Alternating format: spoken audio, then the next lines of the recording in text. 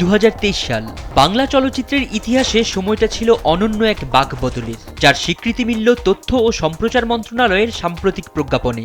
28টি বিভাগে মোট 30 জন শিল্পী ও কলাকুশলীর নাম ঘোষণার মাধ্যমে এবার ঢালিউডের শ্রেষ্ঠত্বের জয়গান গাওয়া হয়েছে। এবারের আসরে সবচেয়ে বড় চমক হয়ে এসেছে প্রান্তিক জনপদের জীবন সংগ্রামের গল্প নিয়ে নির্মিত সিনেমা সাতাও। খন্দকার সুমনের এই চলচ্চিত্রটি দর্শক হৃদয়ের পাশাপাশি অর্জন করেছে শ্রেষ্ঠ চলচ্চিত্র ও শ্রেষ্ঠ পরিচালকের মুকুট। যে কোনো স্বীকৃতি আনন্দের, আর বাকিটা হলো যে এইটা আসলে একটা জনগোষ্ঠীর জয়, যাদেরকে নিয়ে কখনো এই শহুরে সমাজে কখনো আলাপ হয় না আর কি। তো এইটাই হলো তাদের জয় এবং তাদেরকে নিয়ে আলাপ হবে আর কি। এইটাই আমার প্রাপ্য আর কি। একই সিনেমার জন্য শ্রেষ্ঠ অভিনেত্রী সম্মাননা অর্জন করেছেন আইনুন নাহার পুতুল, যা তার অভিনয় জীবনের এক অনন্য মাইলফলক হয়ে থাকবে। 20 বছর পূর্তিতে এরকম একটা প্রাপ্তি অবিশ্বাস্য, স্মরণীয়, অদ্ভুত ভালো লাগার, অদ্ভুত রকমের। সেটা কোনো শব্দ বা কোনো সেন্টেন্স দিয়ে আসলে মনে হয় প্রকাশ করা যায় না।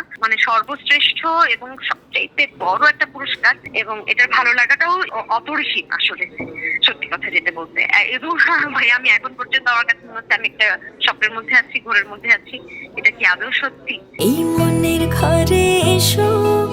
অন্যদিকে ছোট পর্দার সীমানা ছাড়িয়ে বড় পর্দায় পা রেখেই রাজকীয় অভিষেক ঘটিয়েছেন আফরান নিশো। রায়হান রাফি পরিচালিত ব্লকবাস্টার সিনেমা সুরঙ্গে নিজের অভিনয় শৈলীতে নিশো জিতে নিয়েছেন শ্রেষ্ঠ অভিনেতার পুরস্কার। সুরঙ্গ সিনেমাটি এবারের আসরে মোট 8টি বিভাগের পুরস্কার জিতে রীতিমতো দাপট দেখিয়েছে। এই সিনেমার জন্য পার্শ্ব চরিত্রে শ্রেষ্ঠ অভিনেতার সম্মান পেয়েছেন মনির আহমেদ শাকিল। কৌতুক চরিত্রে মুগ্ধতা ছড়িয়ে সেরার পুরস্কার জিতেছেন অভিনেতা শহীদুজ্জামান সেলিম। কারিগরি শাখায় শ্রেষ্ঠ সংলাপ রচয়িতা হিসেবে যুগ্মভাবে নাম উঠেছে রায়হান রাফি ও সৈয়দ নাজিমুদ্দৌলার। এছাড়া শ্রেষ্ঠ চিত্রগ্রাহক সুমন কুমার সরকার, শিল্প নির্দেশক শহীদুল ইসলাম এবং পোশাক ও সাজসজ্জায় বিথি আফরিন সুরঙ্গকে নিয়ে গেছেন অনন্য উচ্চতায়। এটা কাজেরই স্বীকৃতি, কে আসলে কি ধরনের কাজ করে, কিভাবে কাজ করতে পছন্দ করে, ওইটারই এক ধরনের বইয়ের প্রকাশ আর কি। খুবই আনন্দ এবং সম্মানের বিষয় আর কি। বছরের সবচেয়ে জনপ্রিয় গান ও প্রিয়তমার জন্য শ্রেষ্ঠ গায়কের পুরস্কার পেয়েছেন বালাম। একই সিনেমার ঈশ্বর গানের জন্য শ্রেষ্ঠ সুরকার হিসেবে প্রিন্স মাহমুদ ও শ্রেষ্ঠ গীতিকার হিসেবে সোমেশ্বর অলি নিজেদের শ্রেষ্ঠত্ব প্রমাণ করেছেন। প্রিয়তমার চিত্রনাট্যকার ফারুক হোসেন শ্রেষ্ঠ কাহিনীকারের পুরস্কার পেয়েছেন, আর সেরা মেকআপম্যানের স্বীকৃতি পেয়েছেন সবুজ। সঙ্গীতের অন্য শাখায় সুরঙ্গ সিনেমার জন্য শ্রেষ্ঠ গায়িকা হয়েছেন অবন্তী দেব সিথি, এবং অ্যাডভেঞ্চার অফ সুন্দরবন সিনেমার জন্য শ্রেষ্ঠ সঙ্গীত পরিচালকের পুরস্কার পেয়েছেন ইমন চৌধুরী। চলচ্চিত্রের সামগ্রিক বিকাশে অবদান রাখায় এবার আজীবন সম্মাননায় ভূষিত করা হয়েছে কিংবদন্তি প্রয়াত চলচ্চিত্রকার তারেক মাসুদ ও প্রখ্যাত চিত্রগ্রাহক আব্দুল লতিফ বাচ্চুকে। ওরা 7 জন সিনেমায় পার্শ্ব চরিত্রে শ্রেষ্ঠ অভিনেত্রীর পুরস্কার জিতেছেন নাজিয়া হক অর্ষা। আমি আসলে অবাকই হয়েছি, আমি ভাবিনি এত দ্রুত এই দারুণ পুরস্কারটা আসবে আমার কাছে। এটা আমাকে একটু বিস্ময়ের মধ্যে ফেলেছে।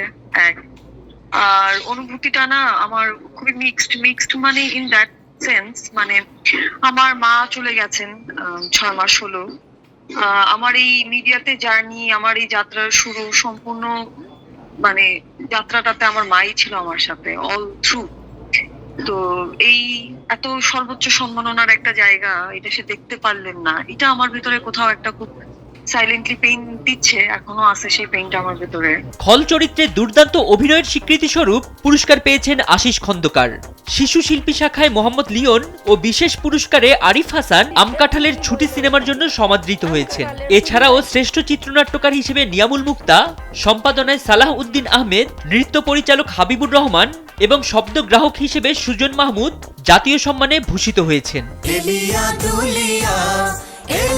শ্রেষ্ঠ স্বল্পদৈর্ঘ্য চলচ্চিত্র হিসেবে চৈতালি সমদ্দারের মরিয়ম এবং প্রামাণ্য চিত্র বিভাগে এলিজা বিনতে এলাহির লীলাবতী নাগ দ্য রেভেল শ্রেষ্ঠত্বের গৌরব অর্জন করেছে। ফরিদ উদ্দিন মোহাম্মদ, সময়ের আলো।